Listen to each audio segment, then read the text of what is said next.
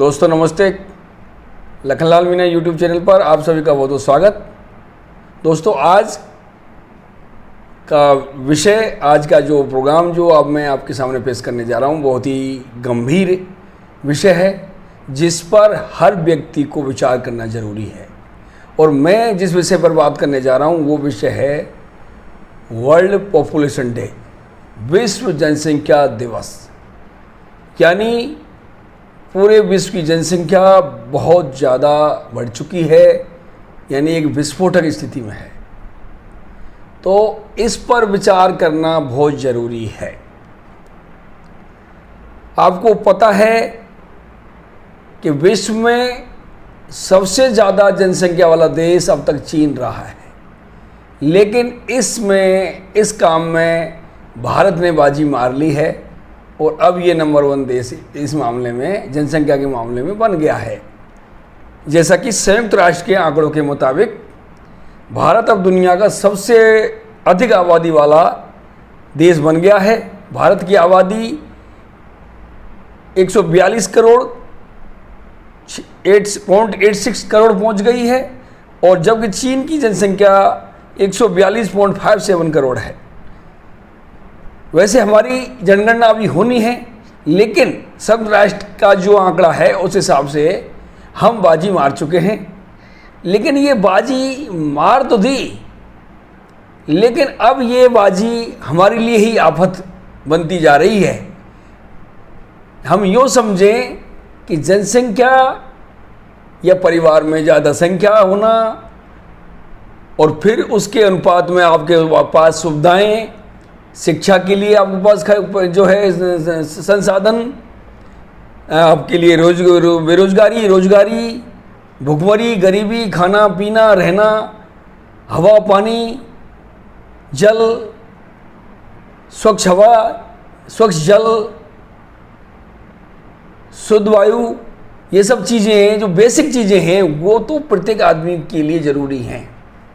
लेकिन अब तो इस युग में अब तो सब समझ चुके हैं कि ज़्यादा जनसंख्या या परिवार में ज़्यादा संख्या होने पर हमारी क्या हालत है। और आज के टाइम में तो इतनी सुख सुविधाएँ बढ़ गई हैं कि एक व्यक्ति ही अपने ऊपर काफ़ी कई लाख खर्च कर लेता है। तो ऐसी स्थिति में हम जनसंख्या को यदि एक अनियंत्रित करेंगे तो हमारी हालत बहुत जल्दी बिगड़ जाएगी। इसलिए अब आपको इस जनसंख्या विस्फोट पर विचार करना है, और जो जागरूक हैं, जो समझ गए हैं, जो समझ रहे हैं, उन लोगों को भी भागीदारी लेनी है बढ़ चढ़कर। और जो ना समझ हैं, जो समझ नहीं पा रहे हैं, कुछ विशेष समुदाय हैं या अशिक्षित वर्ग है जो इस बात को नहीं समझ पा रहा है, या यूँ माने कि स्वयंसेवी संगठन है या सरकारी संस्था है या सरकार है, वो पूरी तरह से उस बात पर फोकस नहीं कर पा रही है। कुछ न कुछ वजह है, हमारी कुछ न कुछ कमी है जिसकी वजह से ये चीज़ अनियंत्रित होती जा रही है। तो इसको नियंत्रण में लाने के लिए हम सभी को प्रयास करना होगा। तो दोस्तों, इसी जनसंख्या विस्फोट पर मैंने एक कविता भी लिखी है जो मैं आपके सामने पेश कर रहा हूँ। ज़्यादा समय ना लेके मैं आपकी अपना कविता पेश कर रहा हूँ, और इस कविता में मैंने यही कहा है कि जो है अब आप वक्त जो है आ गया है हमें हर बात को समझने का और उस हिसाब से फैसला लेने का। और ये अकेले का नहीं, सामूहिक फैसला, पूरा विश्व का फैसला, हमारे देश का फैसला, सभी का फैसला है, जिससे कि हम अच्छी स्थिति में रहें, सब सुख शांति से रहें, सबको बेसिक बुनियादी सुविधाएं मिलें। तो इसके लिए ज़रूरी है कि अब हमें जनसंख्या को नियंत्रित करना होगा ही होगा। तो दोस्तों लीजिए, आपके सामने ये कविता प्रस्तुत है, और ये कविता का शीर्षक है कि जनसंख्या विस्फोट को नियंत्रित कर। हे आदमी, हे मनुष्य, जनसंख्या विस्फोट को नियंत्रित कर। वक्त आ गया है, वक्त आ गया है, खुद को नियंत्रित कर। वक्त आ गया है, खुद को नियंत्रित कर। अपनी समझ बढ़ा, अपनी समझ बढ़ा, और भविष्य के विस्फोट को, जनसंख्या विस्फोट को नियंत्रित कर। वक्त आ गया है, अब खुद को नियंत्रित कर, अब खुद को नियंत्रित कर। जो समझ गए हैं, जो समझ रहे हैं उनको लेकर कारवां आगे बढ़ा। जो समझ गए हैं, जो समझ रहे हैं उनको साथ में लेकर कारवां आगे बढ़ा। मानवता को जिंदा रखना है, मानवता को जिंदा रखना है, सुख शांति को जिंदा रखना है। तो जनसंख्या विस्फोट हर हाल में घटा, तो जनसंख्या विस्फोट को हर हाल में घटा। जो समझ गए हैं, जो समझ रहे हैं उनको लेकर कारवां आगे बढ़ा, उनको लेकर कारवां आगे बढ़ा। भविष्य की पीढ़ी, भविष्य में जो पीढ़ी आने वाली हैं, या जो समझे कि आने वाले टाइम में हमारा वजूद खत्म हो सकता है, क्योंकि बुनियादी चीज़ें विपरीत स्थिति में चली जा रही हैं। धरती का तापमान बढ़ रहा है, प्रदूषण बढ़ रहा है, बुनियादी जो हमारा जो मूल तत्व है वो पानी है, वो हमारा संकट में पड़ गया है। तो जब पानी सबसे महत्वपूर्ण है, यही पानी जब संकट में पड़ जाएगा और हमारा पर्यावरण डगमगाने लगेगा, तो उस स्थिति में हमारा बचना बहुत मुश्किल है। जैसे कि आपने देखा है, अब तक के जो वर्षों के इतिहास को आप पढ़ते हैं, वैज्ञानिक तरीके से आप समझते हैं, तो कितने जीव आए और वो उनका अस्तित्व खत्म हो गया। तो हमारी भी क्या विसात है, हम भी इस प्लेनेट के, इस ब्रह्मांड के एक जीव हैं, लेकिन हमारी यदि विपरीत स्थितियाँ रहेंगी तो हमारा भी रहना बड़ा मुश्किल हो जाएगा। इसलिए दोस्तों, भाइयों बहनों, इस टॉपिक पर जो है आप विशेष ध्यान दें। ये मैं इसलिए मैंने ये बनाया है कि आप एक जन जागरण के लिए मेरा उद्देश्य है कि मैं इस जनसंख्या विस्फोट के दिन, इस जनसंख्या दिवस के दिन आपको अपनी कविता के माध्यम से, अपने विचारों के माध्यम से आपको अवगत करा सकूं। तो आगे चलते हैं। ये इस कविता का जो अगला पैरा है वो आप सुनिए। भविष्य की पीढ़ी कैसे जिएगी, भविष्य की पीढ़ी कैसे जिएगी, संकट पर संकट बढ़ जाएंगे। भविष्य की पीढ़ी कैसे जिएगी, संकट पर संकट बढ़ जाएंगे। अपने पैरों पर कुल्हाड़ी चला के, अपने पैरों पर कुल्हाड़ी चला के लौट के बुद्धू घर आएंगे। ऐसा तू अब काम ना कर, ऐसा तू अब काम ना कर। मानवता को जिंदा रखना है, सुख शांति को जिंदा रखना है। तो जनसंख्या विस्फोट को नियंत्रित कर, जनसंख्या विस्फोट को नियंत्रित कर। आगे की पंक्तियां दोस्तों, जल पर संकट।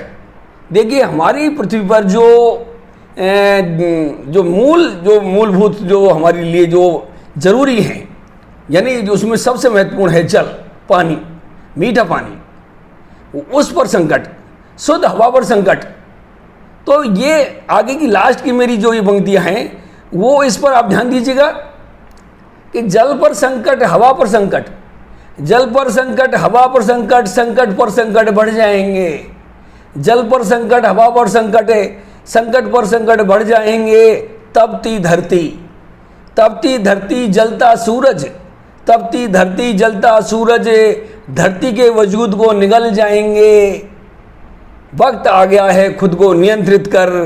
भविष्य के विस्फोट से, जनसंख्या विस्फोट से धरती माँ को संरक्षित कर। वक्त आ गया है खुद को नियंत्रित कर। भविष्य के विस्फोट से, जनसंख्या विस्फोट से धरती माँ को संरक्षित कर। जनसंख्या विस्फोट को नियंत्रित कर, जनसंख्या विस्फोट को नियंत्रित कर। तो दोस्तों, ये मैंने आपको बात बताई। तो सबसे महत्वपूर्ण जो है इसमें मेरी पंक्तियां रही हैं कि जल पर संकट है, हवा पर संकट, संकट पर संकट बढ़ जाएंगे। तपती धरती जलता सूरज, धरती के वजूद को निगल जाएंगे, धरती के वजूद को निगल जाएंगे। तो दोस्तों, ये मेरी कविता इस विश्व जनसंख्या दिवस पर आपको मैंने सुनाई। और मैं इसमें साथ में आपको ये कह दूं कि अब आपको ज़्यादा जनसंख्या यानी अति कोई भी चीज़ हो वो सर्वनाश ही करती है। तो अब जो हमारी स्थिति है, अब इसको हमें नियंत्रित नहीं किया तो हमारे लिए और विश्व के लिए, सभी के लिए संकट खड़ा होगा। हमारे लिए तो होगा ही होगा। तो जैसा कि इस साल जो है विश्व जनसंख्या दिवस 2024 की जो थीम है वो किसी को पीछे ना छोड़ें, सबकी गिनती करें। ये थीम ये सुनिश्चित करती है कि जनसंख्या में सभी का उचित प्रतिनिधित्व हो, चाहे उनकी पृष्ठभूमि, राष्ट्रीयता, भूगोल या सामाजिक आर्थिक स्थिति कुछ भी हो। ये इस बार जो है थीम रखी गई है विश्व जनसंख्या दिवस पर। और मैंने आपको बता ही दिया कि भाई संयुक्त राष्ट्र के आंकड़ों के मुताबिक भारत जनसंख्या में नंबर 1 बन चुका है। तो ये खुशी की बात नहीं है। सबसे बड़ा चैलेंज है कि अब आप इसको कैसे मैनेज करोगे, जो संसाधन आपके पास हैं उनके अनुसार सबको सुविधाएं कैसे दे पाओगे, कैसे नियंत्रित करोगे इस विस्फोट वाली स्थिति को, और इसमें रोजगार देना, सारी बातें हैं। तो दोस्तों ये बहुत महत्वपूर्ण है कि जो है, और सबसे बड़ी बात ये है कि हमारा देश की जो लाखों में जो हमारी जो प्रतिभा है वो विदेशों में जा रही है, उसके बावजूद भी यहाँ रोजगार की पूर्ति नहीं हो रही है। तो अब सबसे बड़ा चैलेंज ये है कि एक तो जनसंख्या को नियंत्रित करो, दूसरा चैलेंज है कि जो हमारे पास युवा की पावर है, युवाओं की ताकत है, उसको आप प्रोग्रेस में, उन्नति में, देश की उन्नति में आप जो है उसको बदलें। यानी उनका सदुपयोग होना, उनको रोजगार मिलना और उनका सही सदुपयोग होना, सही दिशा में उनको दिशा देना, ये पूरी सरकार, पूरे स्वयंसेवी संगठन, पूरा हमारा देश के लोगों का, हमारे नागरिकों का, माँ बाप का, माता पिताओं का, सभी का ये जिम्मेदारी बनती है कि वो हमारे युवाओं को सही तरीके से सही दिशा दें और उनको संभालें और उनको जो है ताकि हमारा देश उन्नति करे और इस मैन पावर का सदुपयोग हो सके। लेकिन इसका मतलब ये नहीं है कि जनसंख्या को हम अभी भी अनियंत्रित होने दें, नहीं, अब जनसंख्या को हमें नियंत्रण करना ही होगा। तो वो दोस्तों, इसलिए मैंने संक्षिप्त में ये बात बता दी है। आज के इस 11 जुलाई को ये विश्व जनसंख्या दिवस पूरे विश्व में मनाया जा रहा है और इस विश्व जनसंख्या दिवस पर यही चर्चा की जाती है कि भाई अब हम पूरे विश्व में कितने हम हो चुके हैं और हमारे पास क्या संसाधन है और पूरे विश्व की ये रिपोर्ट भी देखी जाती है कि जल का संकट का पैमाना, आंकड़े क्या क्या हैं और दूसरी समस्याएं क्या क्या हैं। जिस तरह जैसे कि भुखमरी का है, बेरोजगारी का है, जल का है और आवास हैं, दूसरी बातें हैं जो कि ये ज़रूरी हैं। ये सब आंकड़े तैयार किए जाते हैं और उसके आधार पर योजनाएं बनाई जाती हैं। प्रत्येक देश योजना बनाता है, विश्व लेवल पर योजना बनाता है, तो WHO ये सब बनाते हैं और जो भी जो है संगठन, इस पर विचार किए जाते हैं। तो इसमें हमारा भी, प्रत्येक नागरिक का भी विचार करने का दायित्व बनता है, हमारी जिम्मेदारी बनती है, हमारा कर्तव्य बनता है कि हम जो है अब जनसंख्या को नियंत्रित करेंगे और जो जनसंख्या हमारे पास है उसका सदुपयोग करके हम देश को नंबर 1 बनाएंगे। तो दोस्तों, ये रहा मेरा आज का ये प्रोग्राम आपके सामने। और दोस्तों, मैं आपसे अनुरोध करता हूं कि इस लखनलाल मीणा यूट्यूब चैनल को आम जन में फैलाएं, जन जन तक पहुंचाएं और सब्सक्राइब करें, लाइक करें, शेयर करें। इस काम में आप कंजूसी करते हैं, इसलिए मैं आपसे अनुरोध करता हूं कि इसमें कंजूसी ना करें, क्योंकि मेरा काम जनहित में जारी रहेगा, चल रहा है और रहेगा।